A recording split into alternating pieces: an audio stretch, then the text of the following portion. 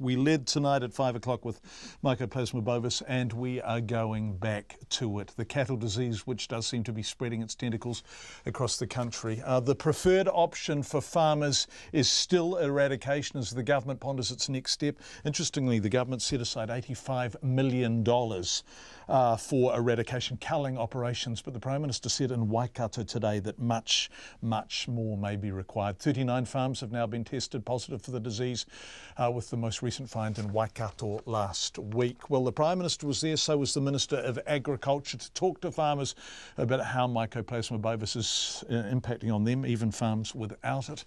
And our Waikato reporter, Andrew McRae, was there too. Hey, how are you doing? Nice to meet you.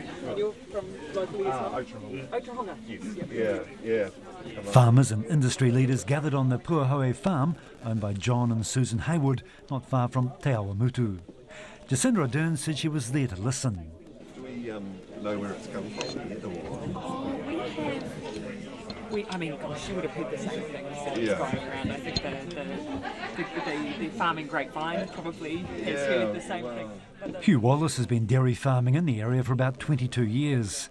He wants the Mycoplasma bovis eradicated, but knows it could prove difficult. Mr Wallace thinks the Animal Identification and Tracking System, NAIT, needs to be enforced if there's going to be any chance of stopping the disease, which can cause lameness, mastitis and abortions in cows. Maybe this is a precursor for a foot and mouth invasion, who knows, but at the end of the day, if the systems are in place, then it makes it a lot easier. People are going to grunt and moan about it in bits and pieces, but I think it's a fact of life that we need to be able to know where things are and address them appropriately when they arrive.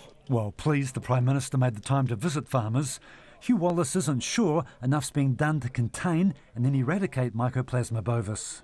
Oh, they're never going to do enough. I mean, the farmers get a pretty thin end of the stick some days. Change of government probably hasn't helped in fighting this process, certainly with M Bovis. I think it's sort of turned up. Maybe it's been here a little bit longer than we thought. The science hopefully will prevail, and that we should, hopefully they'll come through with a few tests that we can identify these animals. If we have to live with it, it's going to be as expensive as if we try and eradicate it. So I think in the first instance, you've got to go down the line of eradicating it.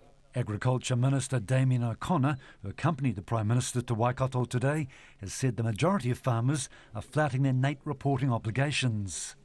Farm owner John Hayward's not keen to point the finger, but wants everyone to work together to either get rid of the disease or work out how to manage it. From what I take from today's meeting is they're quite happy to continue to fund the eradication of this. So whether it should be in the budget or not, I think they've got the objective that they're going to continue to spend to help eradicate it.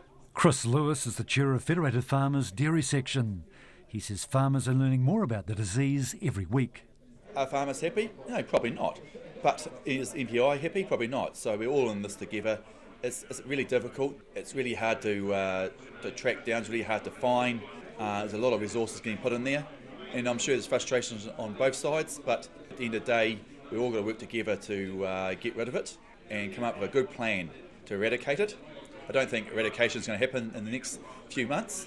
Jacinda Ardern says decisions on what to do next about the disease will be made over the next week based on technical advice and industry feedback.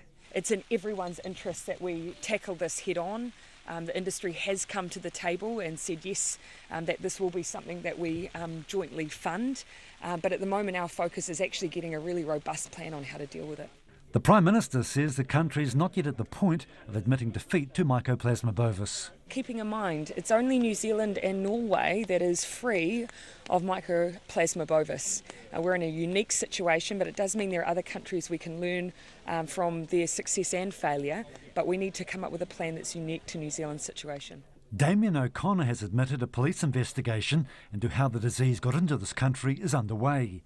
He says the police are working with the Ministry for Primary Industries to obtain information. The investigation is underway and there'll be progress on that within the next month or two, but it's not the major focus for MPI. There's a set number of people doing that. Our focus is on trying to manage this disease. The Prime Minister's farm visit ended with her being presented with a cute little pair of red band gumboots for you-know-who. In Waikato for Checkpoint, ko Andrew McRae.